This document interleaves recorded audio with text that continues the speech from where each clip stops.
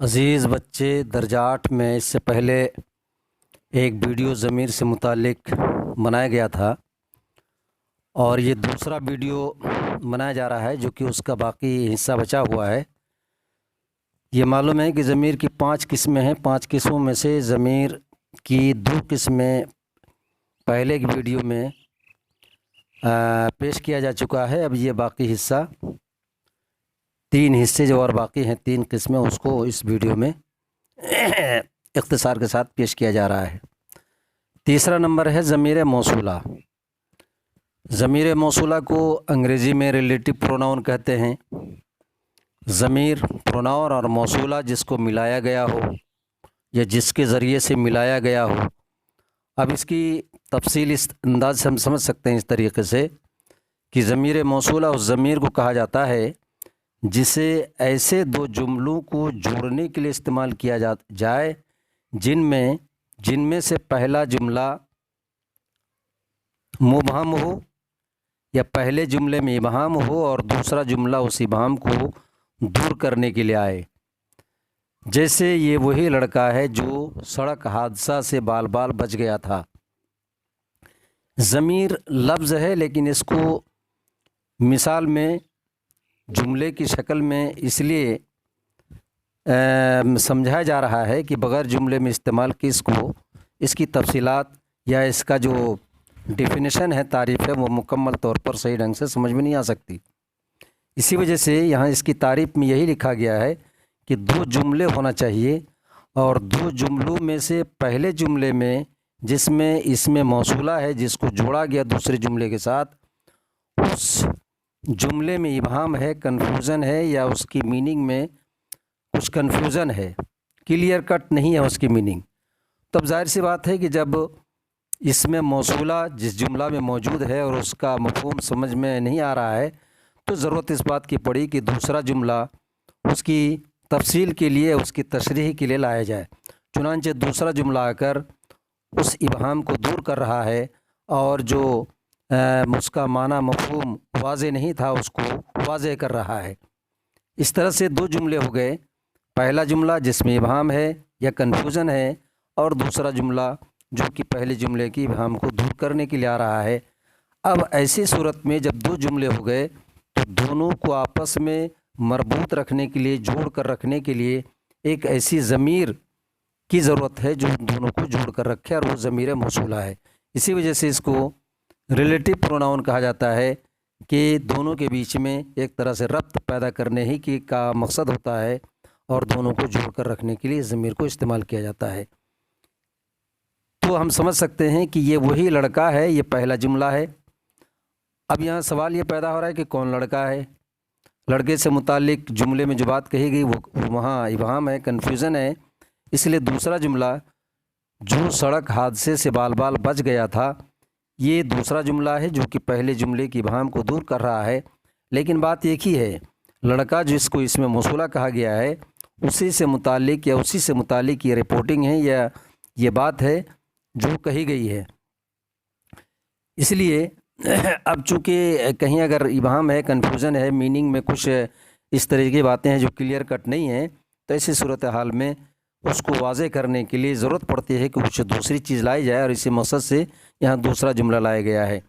لفظ جو جس کو ہم نے سرکل کر رکھا ہے یہ ضمیر موصولہ ہے جو کہ دونوں کے بیچ میں ایک حد فاصل نہیں بلکہ وصل کا کام کرتا ہے، ربط کا کام کرتا ہے، اسی کو ضمیر موصولہ کہا گیا ہے۔ مذکورہ مثال میں جو مثال دی گئی اس میں جو سے پہلے کا حصہ جملہ اول ہے یا پہلا جملہ اور بعد کے الفاظ دوسرے جملہ کا حصہ ہیں۔ لفظ جو ضمیر موصولہ ہے جسے انگریزی میں ریلیٹو پروناؤن کہا جاتا ہے۔ اس کی مثال ہو سکتی ہیں جو، جب، جیسے، ضمیر موصولہ کی مثالیں ہیں۔ اس طرح سے ہم کچھ تفصیل کے ساتھ اس کے اندر ضمیر موصولہ کو بتایا ہے اور میں سمجھتا ہوں کہ اس اختصار ہی صحیح، لیکن پھر بھی بہت حد تک اس کی تفصیل آ گئی اور کسی بھی طرح سے کوئی کمی باقی نہیں ہے۔ چوتھا نمبر ضمیر کی چوتھی قسم ہے ضمیر استفہامیہ۔ ضمیر استفہامیہ اس ضمیر کو کہا جاتا ہے جسے کوئی بات پوچھنے یا سوال کرنے کے لیے استعمال کیا جائے، جیسے کون، کب، کیا، اسے انگریزی میں انٹروگیٹو پروناؤن کہا جاتا ہے۔ یہ بہت آسان سی بات ہے، ہم سمجھ سکتے ہیں کہ انگریزی میں اس کو جب کمپیریزن کر کے بتایا جائے تو اس میں خصوصاً CBSE بورڈ کے طلباء کے لیے زیادہ واضح ہو جاتی ہے جب اس کو اس کا انگریزی میں جو اس کی ٹرم ہے اس کو بتایا جائے۔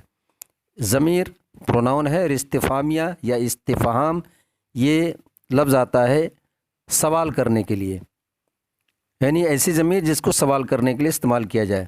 دونوں لفظ سے ہی بات واضح ہو جاتی ہے کہ اس طرح کی ضمیریں جن کو سوال کرنے کے لیے استعمال کی جاتی ہیں، یا ایسے الفاظ جن کو سوال کرنے کے لیے استعمال کیے جاتے ہیں، ان تمام الفاظ کو ہی ہم ضمیر استفہامیہ نام دے سکتے ہیں۔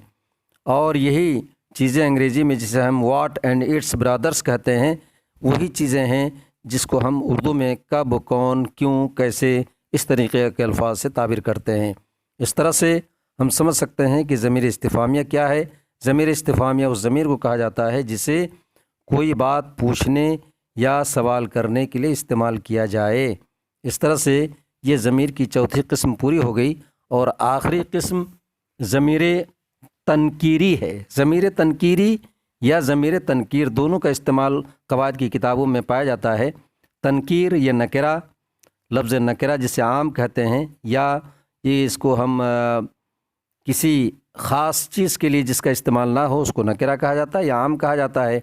تو بالکل سیم وہی چیز ہے ضمیر تنکیری، کہ عام چیزوں کے لیے جس ضمیر کو استعمال کیا جائے، یا نکرہ یا عام، یہ جس کو کامن کہتے ہیں یا جنرل چیز ہوتی ہیں جس میں کوئی خصوصیت نہ ہو، تو اسی معنی میں ضمیر تنکیری کا استعمال ہوا ہے۔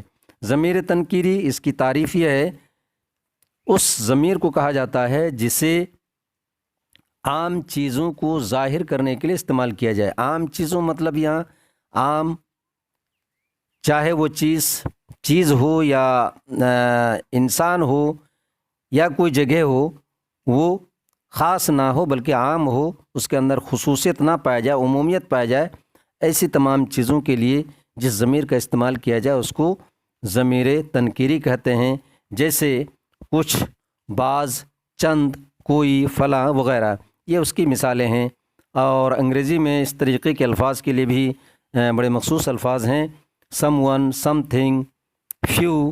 اس طرح سے یہ جو انگریزی کے الفاظ ہیں جن کو ہم انڈیفینٹ پروناؤن کہتے ہیں، بالکل وہی چیز ہے ضمیر تنکیری۔ اس میں کچھ مزید کنفیوژن کو دور کرنے کے لیے کچھ لوگ تنکیر کو اور نکرہ کو الگ سمجھتے ہیں۔ کامن ناؤن کو نکرہ، اس میں نکرہ کہا جاتا ہے، اور ضمیر تنکیر، لفظ تنکیر نکرہ ہی سے بنا ہوا ہوتا ہے۔ یہی کہہ لیجیے کہ عربی کے مصدر ہیں اور دونوں کا معنی بالکل ایک جیسا ہے۔ یہاں کنفیوژن پیدا کرتے ہیں کچھ لوگ اور غلط پڑھاتے ہیں، اس لیے ضرورت ہے کہ اس کو نوٹ کی شکل میں کچھ باتیں اور مزید بتائی جائیں۔ چنانچہ نوٹ کی شکل میں ہم نے لکھا ہے، لفظ تنکیر نکرہ سے بنا ہے جس کا معنی عمومیت یا عام ہے۔ بالکل اسی طرح جس طرح اسم نکرہ یا اسم عام اسم کی عمومیت کو ظاہر کرتا ہے، اسی طریقے سے یہ ضمیر بھی یا ضمیر تنکیری بھی کسی چیز کی عمومیت کو ظاہر کرنے کے لیے استعمال کی جاتی ہیں۔ اور اس کے اندر فرق صرف یہی ہے کہ یہ ضمیر جو کہ کامن چیزوں کے لیے یا پراپر چیزوں کے علاوہ دوسری چیزوں کے لیے استعمال ہوتی ہیں، وہی چیز بالکل اسم کے اندر بھی ہے۔ اگر وہاں عمومیت پائی جائے، خصوصیت نہ ہو، اسم ہو، تو اس ایسی صورتحال میں اس کو اسم نکرہ کہتے ہیں۔ آج یہیں تک ختم کرتے ہیں، اس کے بعد انشاءاللہ پھر اگلے ویڈیوز میں مزید کچھ چیپٹر کے سلسلے میں ویڈیو بنایا جا سکتا ہے۔ شکریہ۔